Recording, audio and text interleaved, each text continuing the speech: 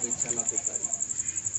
তুমি আমাদের সঙ্গে থাকো, পরিচালনা দিও, কেননা প্রার্থনা প্রভু যীশু খ্রিস্ট তোমারই নামে চাই।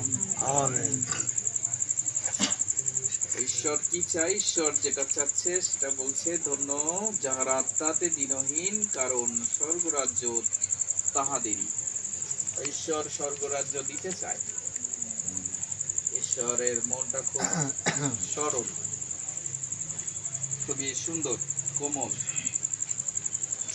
আর মানুষ সেই স্বর্গরাজ্যে যেতে পারে না বা যেতে চায় না কেন, বা মানুষ সেই স্বর্গরাজ্যের বিষয়ে কি চিন্তা করে, এটা আজকে একটু ধ্যানের বিষয়। যদিও এটা যিনি মারা গেছেন তিনি বয়সে খুব কম, তাই না? তার বয়স ছিল না খুব বেশি, কিন্তু আমরা বলতে পারি না কি কবে মারা যায়, এটা বলা যায় না।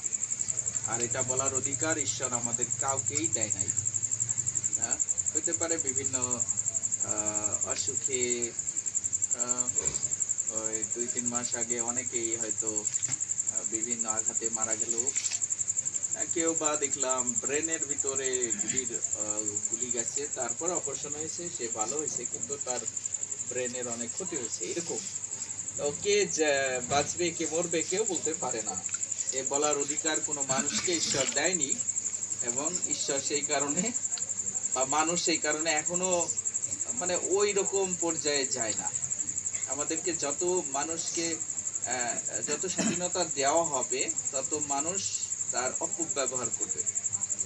মানুষের জীবনে এটা খুব বড় একটা দুর্বল জিনিস। এটা আপনার বেলায়ও হবে, আমার বেলায়ও হবে। যে আমার বাবা মা আমার কাছ থেকে বা আপনাদের বাবা মা আপনাদের কাছ থেকে আলাদা করে দেবে, আপনারা প্রথমে খুব ভালো মনে করবেন, আলাদা করে ঘর করবেন, আলাদা করে সংসার, আলাদা, তাই না? তারপর আপনার ছেলে আবার আপনাকে আলাদা করে দেবে না, সেইটা কল্পনা করে না। তো মানুষ যখন এই স্বাধীনতা ছেড়ে দেবে, মানুষ ভাববে যে আমি না 2 হাতে কি পাইলাম, আলাউদ্দিনের চেরাগটা পেয়ে গেলাম। ভাবে না, এটা হচ্ছে মানুষের দুর্বলতা। তো ঈশ্বর স্বর্গ রচনা করেছেন, এবং আপনারা শুনেছেন যে ঈশ্বর চাচ্ছে যেন মানুষ সেইখানে যায়, অনন্ত জীবন পায়। এটা মানুষের জন্য ঈশ্বরের উপহার। সাধারণত বেশ কিছুদিন হলো আমাদের ছেলে মেয়েরা পাকিস্তানের একটা খেলার সঙ্গে জিতছে, তাই না? তো খেলার মাঠে সাধারণত তাদেরকেই গুরুত্ব দেওয়া হয় যারা খেলায় জিতে, আর খেলায় যারা জিতে না তাদেরকে খুব বেশি গুরুত্ব দেয় না। এখন ঈশ্বর আপনাকে এই পৃথিবীতে দিয়েছেন, পাঠিয়েছেন। এই পৃথিবীতে ঈশ্বরের পক্ষে আপনাকে খেলা করতে হবে।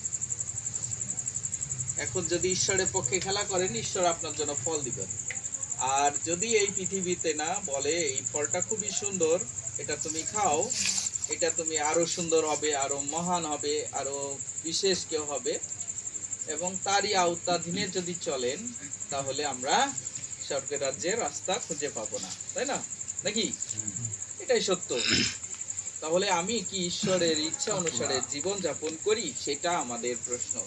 দুইটি গানেই দেখছেন যে গান করা হচ্ছে, যে বা আমরা যেটা করি আধ্যাত্মিক গান বা দেহতত্ত্ব গান, সবসময় বলে এই দেহের মুক্তি দিতে হবে, এই দেহটা তোমার চরণে রাখতে দিতে হবে, তাই না? তোমাকে ক্ষমা দিতে হবে। এটা তো ক্ষমা কেন দিতে হবে? আমি তো ঈশ্বরের সন্তান। এখানে বলছে যারা গর্ভের ফল সমস্ত ঈশ্বর দত্ত উপহার। তো মানুষ গর্ভের ফল, মানে ঈশ্বর দত্ত উপহার মানুষ। তাহলে আমার কেন এই দশা? এটা আমাদের জন্য চিন্তার বিষয়। তো আমরা প্রথমে চিন্তা করি, একটা গল্প আছে, যিশু গল্প বলছিলেন ধনী আর লাসারের, না স্বর্গের গল্প। তো আজকে স্বর্গের গল্পই শোনেন, তাহলে হয়তো মন পরিবর্তন হলে আমরা স্বর্গে যেতে পারবো। তো সেই স্বর্গের গল্পটা কেমন? ধনী ভালোই ছিল, কোনো খারাপ নাই, কাউকে গালাগালিও করে না, অশান্তি করে না, বিবাদও করে না। কিন্তু ঈশ্বর তাকে এই পৃথিবীতে পাঠিয়েছিলেন যেন এই পৃথিবীর মানুষের দেখাশোনা করে। সেজন্য যাদের একটু কম থাকে ভালো, আর যাদের একটু বেশি থাকে ঈশ্বর কিন্তু তাদের অনেক বেশি দায়িত্ব দেয়। ঈশ্বর আপনাকে কি দায়িত্ব দিচ্ছেন? কখনো কি ঈশ্বরের কাছ থেকে জানতে চেয়েছেন সাধারণত আমরা